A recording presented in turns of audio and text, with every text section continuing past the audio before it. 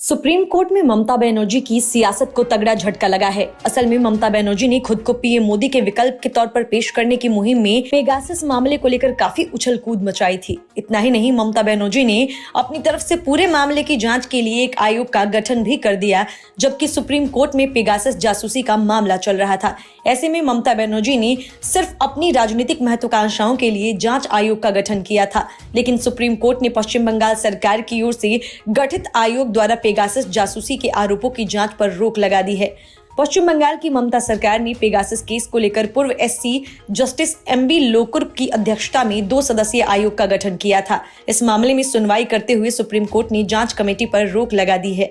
Supreme court ने आयोग को नोटिस जारी कर ग्लोबल विलेज फाउंडेशन की ओर से दायर की गई याचिका पर जवाब मांगा है। याचिका में आयोग की स्थापना करने वाली पश्चिम बंगाल सरकार को चुनौती दी है। पेगासस मामले की सुनवाई के दौरान चीफ जस्टिस ने पश्चिम बंगाल सरकार की ओर से पेश हुए वकील अभिषेक मनु सिंघवी से कहा कि आपने कहा था कि आप कुछ नहीं करेंगे। इस पर सिंघवी ने कहा कि कोर्ट के आदेश के मुताबिक ही कुछ नहीं किया जा रहा है, लिहाजा कोर्ट ने किसी भी तरह की जांच पर रोक लगाते हुए जांच आयोग को नोटिस जारी कर जवाब देने को कहा है कि पेगासस मामले की जांच पश्चिम बंगाल सरकार द्वारा गठित जस्टिस लोकुर आयोग नहीं करेंगे, क्योंकि सुप्रीम कोर्ट ने जस्टिस लोकुर आयोग की जांच की कार्यवाही पर रोक लगा दी है। आयोग वैधानिक बॉडी है, इसीलिए सरकार उसे आदेश जारी नहीं कर सकती है। Bureau report, news of India.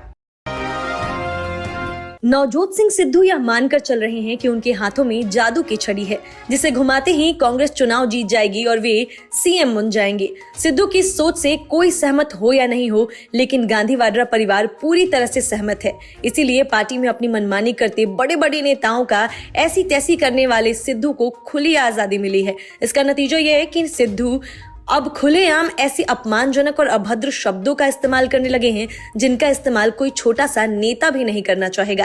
ताजा मामला एक प्रेस कॉन्फ्रेंस का है, जिसमें सवालों का जवाब देते हुए सिद्धू ने अपशब्दों का इस्तेमाल किया। सिद्धू राज्य में साल 2022 में होने वाले विधानसभा चुनाव की तैयारियों में जुटे हैं। आज उन्होंने उम्मीदवारों के चयन के लिए एप्लीकेशन फॉर्म जारी किए हैं। एक वीडियो में सिद्धू चंडीगढ़ में एक कॉन्फ्रेंस के दौरान पत्रकारों से बात कर रहे हैं। इसी बीच कांग्रेस के प्रदेश अध्यक्ष से लेबर कार्ड के वितरण को लेकर सवाल करते हैं। रिपोर्टर्स की तरफ से पूछे गए सवाल के जवाब में कांग्रेस नेता अचानक अपशब्द का इस्तेमाल कर देते हैं। साथ ही वे अपनी प्रदेश सरकार की योजनाओं के बारे में बात कर रहे हैं। यह पहला मौका नहीं है जब सिद्धू ने ऐसा किया हो। इसके पहले उन्होंने ऐसा ही सीएम चन्नी के खिलाफ अपशब्दों का इस्तेमाल किया था। तब उस बात को लेकर कांग्रेस में काफी हंगामा भी हुआ था। सिद्धू को इस सप्ताह ही पंजाब चुनाव समिति का अध्यक्ष बनाया गया है। उन्होंने जानकारी दी कि पार्टी ने उम्मीदवारों से एप्लीकेशन फीस नहीं लेने का फैसला किया है। उन्होंने पोस्ट के जरिए बताया कि 20 दिसंबर से कांग्रेस उम्मीदवारों के चुनाव के लिए एप्लीकेशन फॉर्म स्वीकार किए जाएंगे। यह ऐतिहासिक है कि पहली बार आवेदकों से एप्लीकेशन फीस नहीं ली जाएगी। प्रदेश चुनाव समिति की बैठक के बाद सिद्धू ने कहा था कि स्क्रीनिंग कमेटी की बैठकें शुरू होंगी, जिसमें उम्मीदवारों को मेरिट के आधार पर टिकट दिया जाएगा। उनके अनुसार उन्होंने कहा कि कांग्रेस सेकुलर पार्टी है, जिसमें चर्चा और बहस उचित तरीके से होती है। मेरिट को देखते हुए टिकट देने का फैसला किया गया है। जीतने वाले उम्मीदवारों को टिकट दिए जाएंगे। कांग्रेस सेकुलर पार्टी है जो उचित प्रक्रिया का पालन करती है।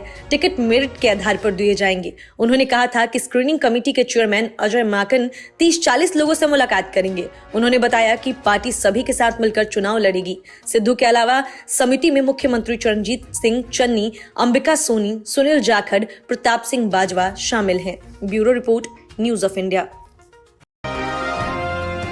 संयुक्त किसान मोर्चा भले ही अपने को गैर राजनीतिक बताए, लेकिन मोर्चे में शामिल संगठनों और नेताओं की सोच एकदम अलग है।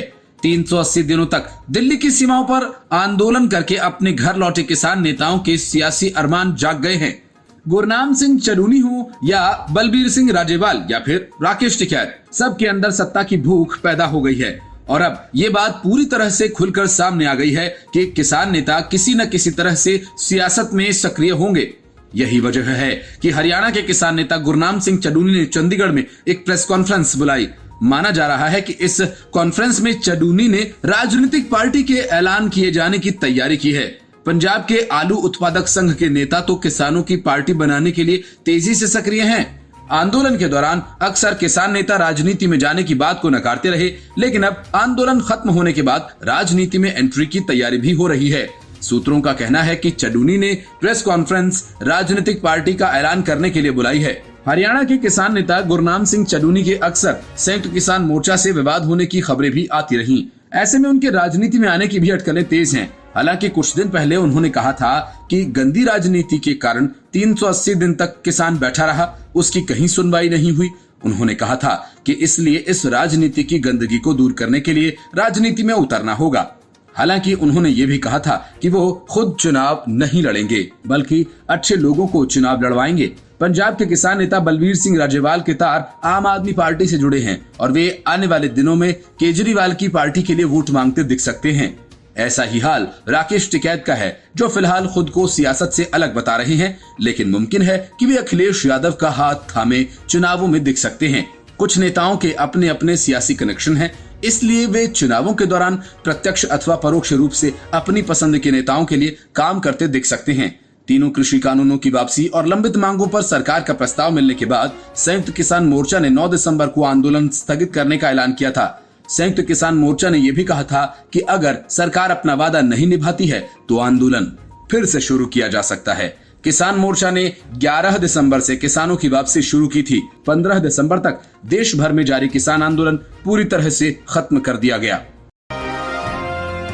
पंजाब में बीजेपी, पंजाब लोक कांग्रेस और सुखदेव सिंह ढींढसा की पार्टी के बीच गठबंधन का फॉर्मूला पूरी तरह से तैयार हो गया। गठबंधन का फोकस चुनावी जीत पर है, न कि ज्यादा से ज्यादा सीटें अपनी पार्टी के लिए हथियाने पर। इसलिए सीटें उसी हिसाब से तय की जाएंगी। सूबे के किसानों और ग्रामीण क्षेत्रों में अच्छी पकड़ को देखते हुए कैप्टन गांव और भाजपा शहरी क्षेत्रों को फोकस करेगी।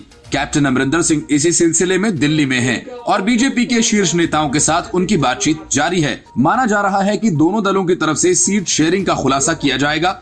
कांग्रेस से इस्तीफे के बाद पूर्व मुख्यमंत्री कैप्टन अमरिंदर सिंह पंजाब में अपनी नई सियासी पारी शुरू कर रहे हैं। इसको लेकर उन्होंने पंजाब लोक कांग्रेस का गठन भी किया। कैप्टन का पूरा जोर है कि वो 2022 के चुनाव में कांग्रेस को सत्ता से बाहर का रास्ता दिखाएं। इसी चुनाव में कैप्टन अमरिंदर सिंह भारतीय जनता पार्टी और शिरोमणि अकाली दल संयुक्त के साथ चुनावी मैदान में उतरने की घोषणा कर चुके हैं। उन्होंने अपने सहयोगियों के साथ गठबंधन न कर सीट शेयरिंग के फॉर्मूले पर चुनाव लड़ने का ऐलान किया। इसको लेकर कैप्टन लगातार भाजपा नेताओं के साथ बैठकें कर रणनीति बना रहे हैं। अब तक की हुई बैठकों में दोनों दलों के बीच चुनाव लड़ने को लेकर पहला जीत का फॉर्मूला तैयार किया गया, जिसमें कैप्टन गांवों पर और बीजेपी शहरी क्षेत्रों पर फोकस करेगी। कैप्टन की ग्रामीण क्षेत्रों में हमेशा से ही अच्छी पकड़ रही है। उन्हें खेती किसानी से हर चुनाव में अच्छा सपोर्ट मिला है। 2017 में भी शहरी क्षेत्रों की अपेक्षा कैप्टन को गांवों से अच्छा सहयोग मिला था, जिसके दम पर उन्होंने पंजाब की सत्ता हासिल की। साथ ही पंजाब के सिखों पर कैप्टन की अच्छी पकड़ है। कैप्टन की वजह से 1999 में कांग्रेस खुद को फिर से जिंदा कर सकी। वहीं भाजपा का पंजाब के शहरों में अच्छा जनाधार रहा है। साथ ही अकाली दल के साथ गठबंधन के दौरान भाजपा इसी फॉर्मूले पर चुनाव में शिरकत करती रही है। भाजपा राष्ट्रवादी और हिंदू वोट को लेकर अपना ध्रुवीकरण करने में भी लगी हुई है। 2017 के पंजाब विधानसभा में राज्य की 117 सीटों में से कांग्रेस ने कुल 77 सीटें जीती। 40 ग्रामीण इलाकों की थी और इन सीटों पर सिख समुदाय ज्यादा प्रभावशाली है। जब पंजाब में कैप्टन की अगुवाई वाली सरकार बन गई, तब भी बेअदबी का मामला सुर्खियों में बना रहा। अमरिंदर सिंह ने जांच के लिए जस्टिस रणजीत सिंह आयोग का गठन किया, जिसने एक विस्तृत रिपोर्ट भी दी। विधानसभा का विशेष सत्र बुलाकर चर्चा कराई गई। कांग्रेस को सिख समुदाय में अपनी पैठ बनाने में और मदद मिली। अकाली दल के खिलाफ माहौल तैयार हुआ। Bureau report, news of India. मौसम चुनावी है, इसलिए मसले पर सियासत तो होगी ही।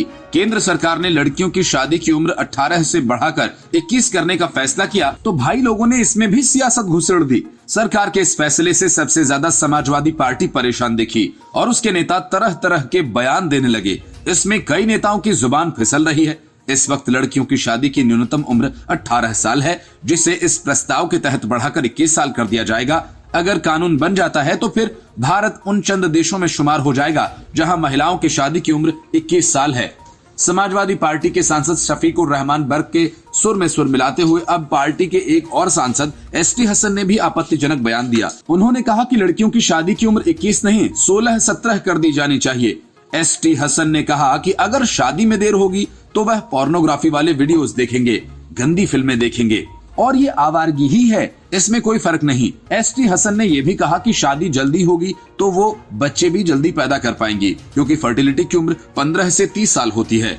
उन्होंने कहा कि ऐसे में शादी की उम्र में देरी नहीं होनी चाहिए। इससे पहले समाजवादी पार्टी के सांसद शफीकुर रहमान बर्क ने भी आपत्तिजनक बयान दिया। उन्होंने कहा कि शादी की उम्र बढ़ाने से लड़कियां ज्यादा आवारगी करेंगी। शफीकुर रहमान बर्क के इस बयान पर कई नेताओं ने आपत्ति जताई है। एटा में राज्यसभा सांसद हरनाथ सिंह यादव ने कहा कि ये गुलामी करने वाले लोगों की मानसिकता है जो हमेशा लड़कियों को गुलाम बनाए रखना चाहते हैं। मोदी सरकार संविधान के साथ सबको बराबरी से अधिकार दे रही है। वहीं राज्यसभा सांसद सोनल मानसिंह ने कहा कि ऐसे लोगों को तो लड़कियां खुद ही जवाब देंगी। ये उन लोगों की मानसिकता को दर्शाता है। असल में शफीकुर रहमान बर्क और एसटी हसन जैसे नेताओं को इस बात से परेशानी है कि सरकार का ये फैसला स्पेशल मैरिज एक्ट पर लागू हो जाएगा। मतलब कि सरकार का फैसला मुस्लिमों और ईसाइयों पर भी समान रूप से लागू होगा।